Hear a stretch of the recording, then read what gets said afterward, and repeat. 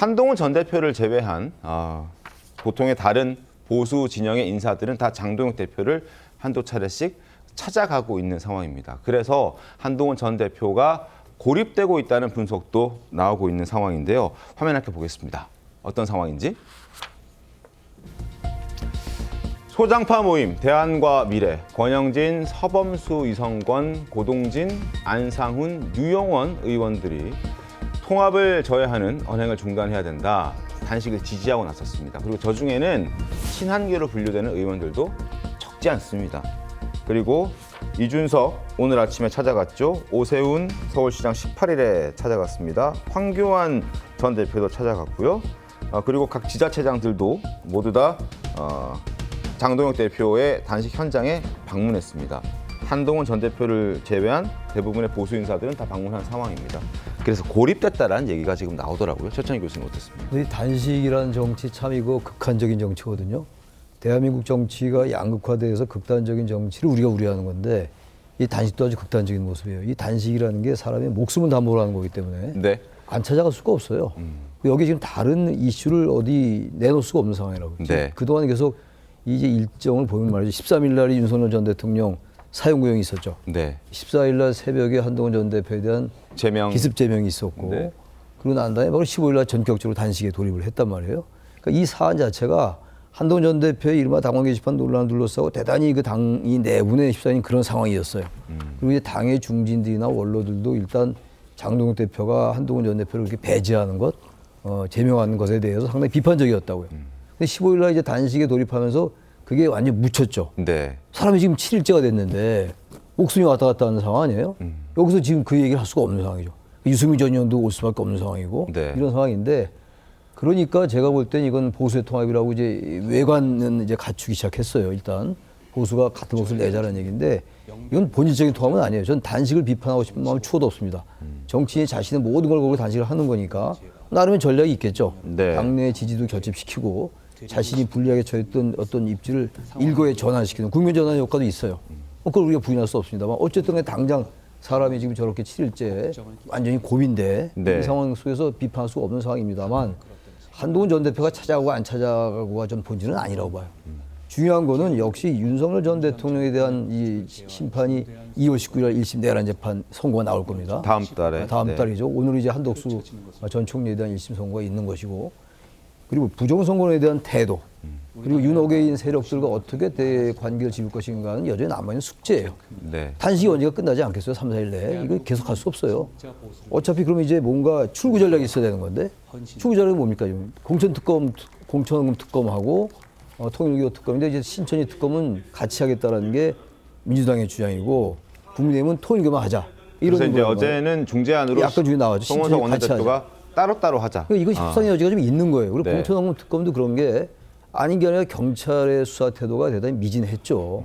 김경시 의원이 어쨌든 출국을 했었고 말이죠. 그 사이에 텔레그램 등 계정 탈퇴하고 또 아까 제가 잠깐 언급했습니다만 강선우 의원의 소환도 많이 늦었잖아요. 네. 그냥 이거 공천특검 특검도 그렇고 지금 제가 아까 이 대한민국의 이 지방선거를 둘러싼 특히 공천을 둘러싼 이 돈 관련 이건 우리가 많이 알려져 있는 것들이라고요. 특검 못할 이유가 없어요. 그러니까 이거 이 정도 이제 국민의힘 민주당에서도 명분을 좀 줘서 네. 풀게 해야 돼요. 정치를 절대 이렇게 극한으로 가면 안 됩니다. 네. 과거에 극한으로 갈 때는 말이죠. 정말 목숨을 걸을 때는 절박할 때, 물론 이제 장동혁 대표는 절박하겠죠.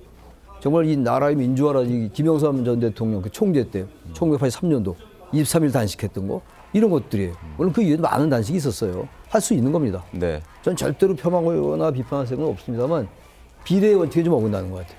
특검을 요구하면서 자신의 모든 걸 일거에 만회하면서 완전히 지금 이 국면을 전환시키는 그런 효과가 있는데 본질적인 건 아니다 이런 생각이에요. 알겠습니다. 이동엽 위원님, 지금 민주당 측에서는 아직 그 어느 누구도 장동혁 대표를 방문하지는 않았습니다. 그래서 새로 이제 정무수석이 된 홍익표 수석한테도 와달라는 강력한 요청도 있기도 했었는데 움직임이 좀 있습니까? 당내에서는? 논의는 되고 있는 것으로 알고 있습니다만 네. 구체적으로 뭐 움직임이 있을지는 좀 지켜봐야 되는 상황인데 지금 일단 이야기되고 있는 게 장동혁 대표가 본인의 의사를 관철시키기 위해서 이걸 하는 거잖아요. 네. 통일교 특검과 김병기, 김경시 의원에 대한 공천 뇌물 특검 아닙니까? 근데 지금 약간 민주당의 의사를 지금 받아들이는 모양새로 가고 있거든요. 민주당은 신천지까지 같이 엮어서 하자라고 하는 거니까 그걸 지금 받는 모양새로 가니까 이상하게 됐어요. 단식을 했는데 민주당 안이 받아들여지는 이상한 안이 돼버렸단 말이에요.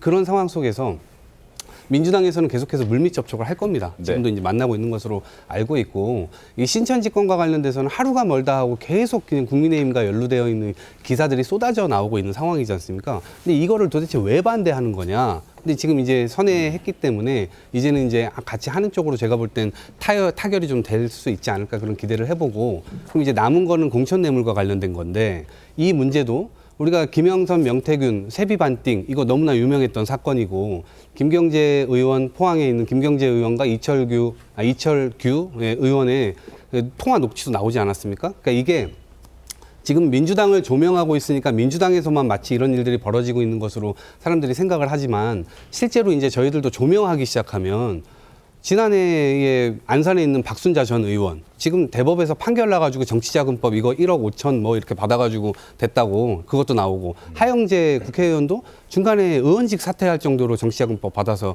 문제가 됐었잖아요. 네. 그러니까 이런 문제를 포괄적으로 논의를 하면 저는 분명히 풀릴 수 있는 문제라고 봅니다. 알겠습니다. 자, 민주당 쪽 분위기도 한번 살펴봐 드렸습니다. 자, 어쨌든 숱한 인사들이 지금 장동혁 대표의 단식장으로 발길들을 움직이고 있습니다. 그렇다면 과연 한동훈 전 대표는 단식장의 모습을 드러낼 수 있을까? 한동훈 전 대표는 지난 18일 일요일에 SNS에 2분짜리 영상 올리고 아직까지 사흘째 어떤 입장을 내놓고 있지는 않습니다. 당 내에서는 한동훈 전 대표가 인간적 도리를 해야 한다라면서 장동혁 대표를 만나보는 게 좋지 않겠냐라는 의견들이 조금씩 더 커지고 있는 것 같더군요. 강명구, 박수영 의원 목소리 한번 들어보겠습니다. 농성장에 오고 안 오고는요, 본인의 선택이라고 생각합니다. 네. 지금 죽을 각오로 당대표가 네. 쌍특검을 관철시키기 위해서 홀로 외롭게 저렇게 싸우고 있는데, 전직 당대표도 당원의 일원입니다. 정치적 의미를 너무 세게 우리 언론에서 부담을 지우다 보니까 지금 저는 한동훈 대표께서 고민하시는 것 같아요. 이 지금 장동혁 대표가 온 힘을 다해서 이 일을 하려고 하는 그 정성에 힘을 실어줘서 이 당이 앞으로 나가게끔 해야 된다. 만약에 지금 정치적 상상력을 발휘할 수 있다면 한동훈 대표가 그 장동혁 대표를 찾아오는 것을 넘어서 동조 단식을 하든지 아니면 이제는 병원으로 가시라, 내가 이어서 하겠다 하는 이런 결기를 좀 보일 필요가 있지 않나 싶습니다. 자, 한 대표 과연 어떤 생각을 지금 하면서 이 상황들을 지켜보고 있을까요? 혹시 연락이나 이런 포인트 접점이 좀 있습니까, 지금 지도부가? 현재로서는 뭐 이렇게 한동훈 전 대표와 관련된 접점이라는 건 전혀 없고. 없습니까? 예. 근데 이제 이번에 지금 우리 장동혁 대표가 단식을 하고 있는 것은 네. 한동훈 대표와의 입장과는 전혀 관계없이 일단 그 두 개의 특검을 어떻게든 관철시키려고 하는 그런 의도를 하고 계신 거고, 저는 이제 다만 지금 현재 당 대표가 저렇게 목숨을 건 단식을 하고 있으니 전임 당 대표로서 좀 정치적인 입장과는 무관하게 네. 좀 통 크게 네. 이렇게 하는 것도 저는 되게 좀 좋은 모습이 아닐까 하는 생각이 듭니다. 예. 그리고 아까 조금 오해가 있어서 그런데 저희 국민의힘은 신천지 때에 대한 특검을 처음부터 반대했던 게 아니고, 처음부터 김병기 원내대표와 송원석 원내대표 간에는 자, 통일교 특검도 하고 신천지에 대한 특검은 별도로 하자라고 따로 주장을 하자. 계속 했었거든요. 왜 그랬냐면 민중기 전 특검이 수사를 하면서 민주당 관련된 돈 받은 것들은 일단 그 돈 은폐를 하고 우리 국민의힘에 대해서만 수사를 했지 않습니까?